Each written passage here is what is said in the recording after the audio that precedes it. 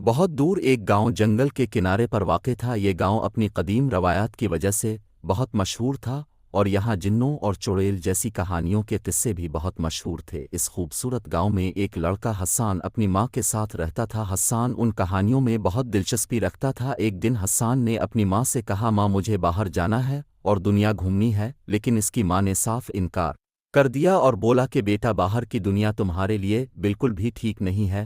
حسان کہانیوں میں بہت دلچسپی رکھتا تھا، اس لیے وہ اپنے دادا کی لائبریری میں گیا۔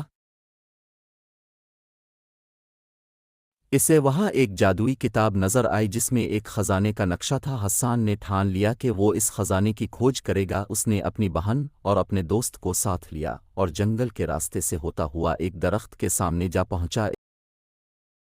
اس درخت نے ان کو روکا اور بولا کہ میں تم سے کچھ سوال پوچھوں گا، اگر تم نے ان کا جواب درست دیا تو تم بچ جاؤ گے، ورنہ تم اس جنگل میں قید ہو جاؤ گے۔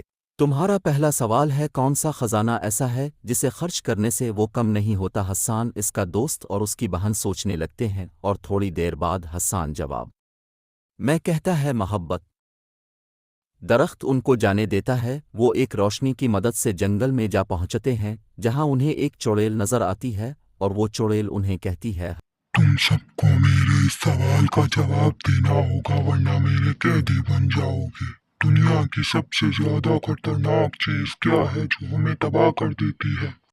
جلد ہی میرے اس سوال کا جواب دو ورنہ میرے قیدی بن جاؤ۔ حسان جواب میں لالچ کہتا ہے۔ حسان کے جواب دیتے ہی وہاں ایک روشنی نظر آتی ہے اور سب وہاں سے غائب ہو جاتے ہیں۔ حسان اس روشنی میں اپنے دادا سے ملتا ہے۔ اس کے دادا اس کو کہتے ہیں، بیٹا جس خزانے کے لیے تم یہاں آئے اور وہ ہمارے بزرگوں کا ہے، اور اس خزانے کو بری طاقتوں سے دور رکھا گیا تھا جیسے کہ جنات اور چڑیل۔ وہ جادوئی کتاب سے نقشہ اسی لیے نکلا تھا تاکہ تم جادوئی خزانے تک آؤ اور اس جادوئی خزانے کی حفاظت کرو، اسے دور دراز رکھ کر آؤ اور اسے بری طاقتوں سے بچا لو۔ یہ سب بتا کر وہ وہاں سے غائب ہو جاتا ہے۔ وہیں روشنی غار کے سامنے پڑتی ہے اور وہ سب وہاں پہنچ جاتے ہیں، غار کو دیکھنے لگتے ہیں اور سوچتے ہیں کہ شاید سارا خزانہ اسی غار میں چھپا ہے۔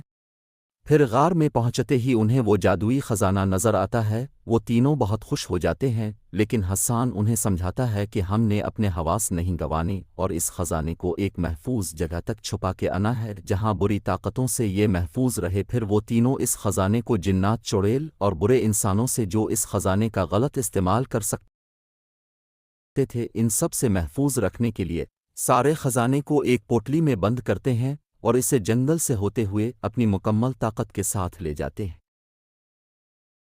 اور اسے ایک بہت محفوظ جگہ پر چھپا دیتے ہیں تاکہ کوئی وہاں پہنچ نہ سکے۔ تمام تر خزانے کو ایک بہت ہی عجیب جگہ پر چھپانے کے بعد وہ تینوں گاؤں میں واپس آ جاتے ہیں اور واپس آتے ہوئے حسان بہت ہی زیادہ عقلمند اور ذہین ہو جاتا ہے کیونکہ وہ کافی مشکلات کا سامنا کر چکا ہوتا ہے۔ اس طرح یہ کہانی اختتام ہوتی ہے اور وہ جادوئی خزانہ ہمیشہ ہمیشہ کے لیے قید ہو جاتا ہے۔